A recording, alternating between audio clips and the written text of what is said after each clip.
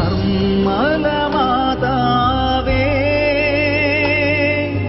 നിൻ കരവലയം അമ്മത്തൊട്ടി അമ്മത്തൊട്ടി അമ്മത്തൊട്ടി. ഈശോ മിശിഹായ്ക്ക് സ്തുതിയായിരിക്കട്ടെ. പരിശുദ്ധ കർമ്മലമാതാവിൻ്റെ തിരുനാളിന് ഒരുക്കമായിട്ടുള്ള നൊവേനയുടെ 3-ാം ദിനത്തിലേക്ക് നമ്മൾ പ്രവേശിക്കുന്നു. നമ്മുടെ ഇന്നത്തെ ധ്യാന വിചിന്തന വിഷയം കർമ്മലമലയാണ്. സമുദ്രനിരപ്പിൽ നിന്നും ഏകദേശം 1750 അടി ഉയരത്തിലാണ് കർമ്മലമല. മെഡിറ്ററേനിയൻ കടലിലേക്ക് തള്ളി നിൽക്കുന്ന ഒരു മുനമ്പാണ് ഇത്. രാജാക്കന്മാരുടെ 1-ാം പുസ്തകം 18-ാം അധ്യായം 42-ാം തിരുവചനം, ഏലിയ കാർമൽ മലയുടെ മുകളിൽ കയറി.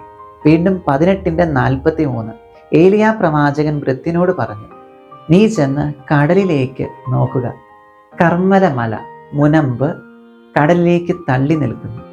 കർമ്മലമല ഒരു സൂചനയാണ് പ്രിയപ്പെട്ടവരെ. സ്നേഹക്കടലായ ഈശോയിലേക്ക് നോക്കുവാൻ പ്രേരിപ്പിക്കുന്ന ഒരു മല, വിശുദ്ധ മല. ഈ തിരുനാളിന് ഒരുങ്ങുമ്പോൾ ഈ തിരുനാളും കർമ്മലോത്തരീയവും കർമ്മല മാതാവും വണക്കവും എല്ലാം നമ്മളോട് ആവശ്യപ്പെടുന്നത് ഒന്ന് മാത്രം. ഈ ഭക്തിയും പ്രാർത്ഥനകളുമെല്ലാം നമ്മെ നയിക്കേണ്ടത് സ്നേഹക്കടലായ ഈശോയിൽ മുങ്ങിക്കുളിക്കുവാനും ആ സ്നേഹം മതിവരുവോളം നുകരുവാനുമാണ്. ഒരത്ഭുതം വിവരിക്കാം.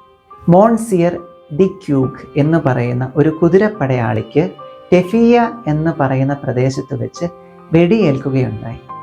4 മണിക്കൂറോളം ഹൃദയഭാഗത്ത് വെടിയേറ്റിട്ടും അദ്ദേഹം മരിച്ചില്ല. ഈ 4 മണിക്കൂറിനിടയിൽ ഒരു വൈദികൻ വന്ന് മാരക പാപാവസ്ഥയിലായിരുന്ന അദ്ദേഹത്തെ കുമ്പസാരിപ്പിച്ച് വിശുദ്ധ കുർബാന കൊടുത്ത് നല്ല മരണത്തിനായി ഒരുക്കി.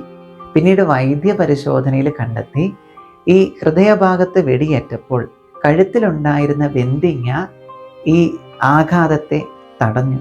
അതുകൊണ്ടാണ് അദ്ദേഹം പെട്ടെന്ന് മരിക്കാതിരുന്നത്. പാപസങ്കീർത്തനം നടത്തി ഈശോയെ സ്വീകരിച്ചു കഴിഞ്ഞപ്പോൾ അദ്ദേഹം സ്വർഗത്തിലേക്ക് പറന്നു കയറി. പ്രിയപ്പെട്ടവരെ, പരിശുദ്ധ അമ്മ 1851 ജൂലൈ മാസം 16-ാം തീയതി സൈമൺ സ്റ്റോക്ക് പുണ്യാളനോട് പറഞ്ഞു, ഇത് രക്ഷയുടെ ആചാരമാണ്. ഇത് ധരിച്ച് മരിക്കുന്നവർ നിത്യനരകാഗ്നിയിൽ നിബന്ധിക്കുകയില്ല. എത്രയും വേഗം ഒരു ഉത്തരീയം സ്വന്തമാക്കാം, കഴുത്തിൽ ധരിക്കാം. നമുക്ക് ആശീർവാദം സ്വീകരിക്കാം. നമ്മുടെ കർത്താവായ യേശു ക്രിസ്തുവിൻ്റെ കൃപയും പിതാവായ ദൈവത്തിൻ്റെ സ്നേഹവും പരിശുദ്ധാത്മാവിൻ്റെ സഹവാസവും നാം എല്ലാവരോടും കൂടി ഉണ്ടായിരിക്കട്ടെ, ഇപ്പോഴും എപ്പോഴും എന്നേക്കും. ആമേൻ. നൊവേന പ്രാർത്ഥനകളിലേക്ക് നമുക്ക് പ്രവേശിക്കാം. 3-ാം ദിവസം നമുക്ക് പ്രാർത്ഥിക്കാം. ഓ സ്വർഗരാജ്ഞി, അമ്മയുടെ വിശ്വസ്തരായ മക്കളായി ഞങ്ങൾ അറിയപ്പെടുവാൻ വേണ്ടി ഒരു ബാഹ്യ അടയാളമായിട്ടാണ് അമ്മ ഞങ്ങൾക്ക് ഉത്തരീയം തന്നത്.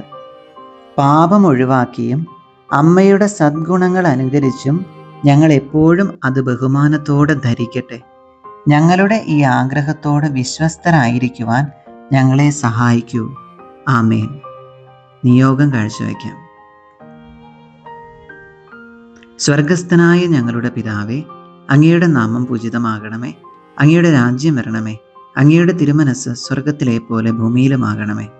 അന്നന്നു വേണ്ട ആഹാരം ഇന്നും ഞങ്ങൾക്ക് തരണമേ. ഞങ്ങളോട് തെറ്റ് ചെയ്യുന്നവരോട് ഞങ്ങൾ ക്ഷമിച്ചിരിക്കുന്നത് പോലെ ഞങ്ങളുടെ തെറ്റുകൾ ഞങ്ങളോടും ക്ഷമിക്കണമേ. ഞങ്ങൾ പ്രലോഭനത്തിൽ വീഴാനിടയാകരുതേ. തിന്മയിൽ നിന്ന് ഞങ്ങളെ രക്ഷിച്ചു കൊള്ളണമേ.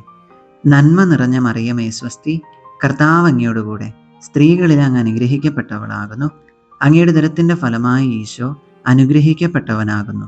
പരിശുദ്ധ മറിയമേ തമ്പുരാൻ്റെ അമ്മേ, പാപികളായ ഞങ്ങൾക്ക് വേണ്ടി ഇപ്പോഴും ഞങ്ങളുടെ മരണസമയത്തും തമ്പുരാനോട് അപേക്ഷിച്ചു കൊള്ളണമേ.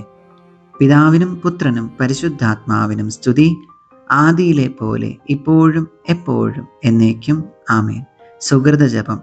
പരിശുദ്ധ അമ്മേ, കർമ്മല മാതാവേ, അമ്മ ഈശോയെ സ്നേഹിച്ചതുപോലെ ഈശോയെ സ്നേഹിക്കുവാൻ എന്നെ പഠിപ്പിക്കണമേ.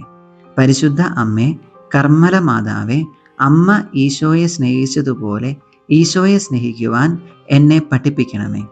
പരിശുദ്ധ അമ്മേ, കർമ്മല മാതാവേ, അമ്മ ഈശോയെ സ്നേഹിച്ചതുപോലെ ഈശോയെ സ്നേഹിക്കുവാൻ എന്നെ പഠിപ്പിക്കണമേ. ആമേൻ.